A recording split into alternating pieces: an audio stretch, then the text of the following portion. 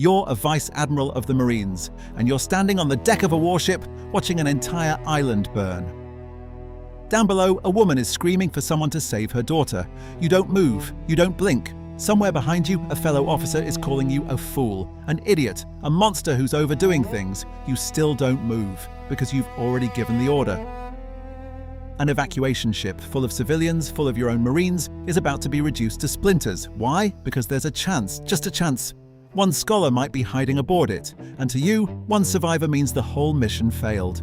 This is the day the world starts calling you Akainu, the Red Dog, and by the end of this video you'll understand exactly why the world was right to be afraid of you, and why you never once believed you were the villain. Your name is Sakazuki, not yet Akainu. That name comes later, earned in fire. Right now you're a Vice Admiral of the Marines, one of 5 given a single mission: sail to the island of Ohara in the West Blue and erase it. You already know the justification by heart because you helped write it into policy with your own convictions. The scholars of Ohara have spent generations digging through forbidden history. The poneglyphs, the void century, the buried truths the world government has spent centuries burying deeper. A Marine officer named Spandine reported what he found there. The report went all the way up to Mary Joyce, to the 5 elders themselves. A man named Clover, a scholar, a voice of reason, was shot for daring to push back. After that, there was no more debate. The 5 elders ordered a buster call: total annihilation. You stand on the deck beside Vice Admiral Kuzan, the man they'll later call Aokiji, as the fleet approaches. Kuzan is quiet, too quiet. You already know he doesn't have the stomach for what's coming. You've fought beside him before. You respect his strength. You don't respect his hesitation. Below deck, another Vice Admiral, Jaguar D. Saul, has already vanished. Word reaches you that he freed a scholar named Nico Olvia from custody before disappearing into the chaos, choosing her life over his oath. What you feel isn't grief. It's contempt. A deserter. A man who let one woman's face override the safety of the entire world. You don't know yet that Saul will die trying to save what's left of Ohara's children. You don't know a girl named Nico Robin will survive this day, the only scholar left breathing, carrying every secret the 5 elders tried to burn. You'll spend the rest of your life hunting the consequences of a day you believe you handled correctly. The bombardment begins.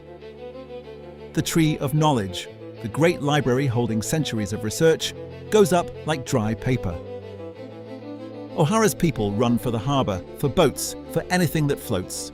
Cannon fire turns the shoreline into smoke and screaming. Then word comes: an evacuation ship has slipped past the blockade. Civilians aboard, some of your own Marines aboard, men who boarded it trying to help people escape. Someone might have stowed away, one scholar. Maybe. You don't hesitate. You give the order to sink it. Kuzan turns on you immediately. You're a fool, Sakazuki. You're overdoing this. His voice cracks with something between rage and disbelief.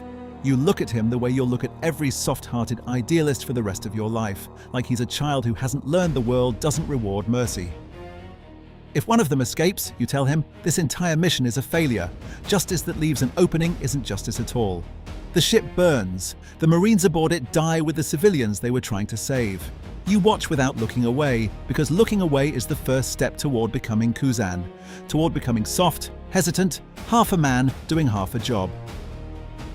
Ohara falls. Nika Olvia dies among the scholars, her life's work reduced to ash and floating debris. You don't know her name will resurface years later, wearing the face of a woman the whole world will call a demon child, a woman who survived because you missed one impossible variable. You sail home believing you did exactly what needed to be done. In time, the world government agrees. They give you a new name to match what you've become: Akainu, the Red Dog, and soon an admiral's coat. Years pass. The coat gets heavier with rank, not lighter. You're Admiral Akainu now, standing at the right hand of Fleet Admiral Sengoku, and the world has entered its loudest, bloodiest chapter, the Summit War of Marineford. The plan is simple on paper. Execute Portgas D. Ace, son of the Pirate King, in front of the entire world. Let Whitebeard come. Let every pirate who ever dreamed of freedom watch what happens to those who reach too high. Crush them all in one afternoon. It doesn't stay simple. Whitebeard arrives with an army large enough to blacken the sky. The plaza becomes a slaughterhouse. Pirates against Marines, legends against legends, a war fought over the body of one young man in chains. You watch it all with the same stillness you had at Ohara. Kizaru drifts through the battlefield like sunlight with no conscience. Aokiji fights with his usual detachment, freezing men without hatred or joy. You've never understood him. You still don't. Somewhere in the chaos, a young Marine recruit named Kobe screams for everyone to stop fighting. You hear it. You feel nothing but disgust. War isn't a place for a boy's tender heart, and you make sure he understands that. You strike him down for the audacity of weakness on a battlefield built entirely on strength. Later, people will say his outcry helped end the war. You'll never see it that way.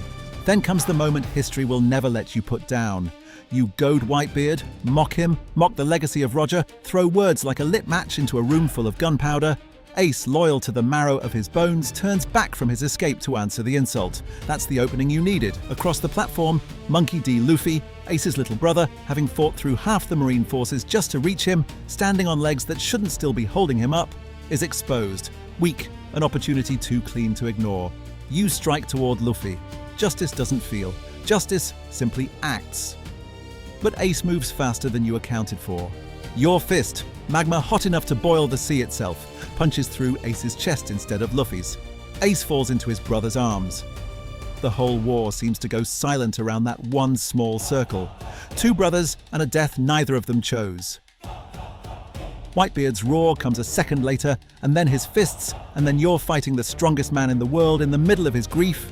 And it doesn't matter, because grief isn't an argument. Grief isn't justice. Garp finds you sometime after, Luffy's grandfather. He comes at you with the fury of a man who's just watched a boy he loves lose a brother, and you meet him without flinching. We're the same generation, old man, you tell him. Age has never earned anyone your respect, only conviction has. Sengoku finally calls the war off. You obey the order, you don't agree with it.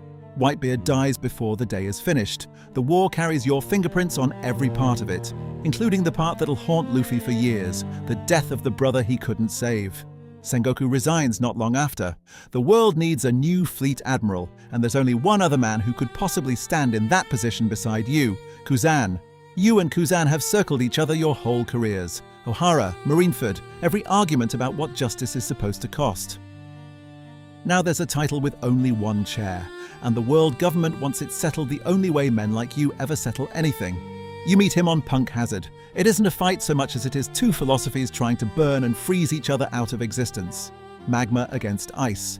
Absolute justice against whatever soft situational thing Kuzan still calls justice.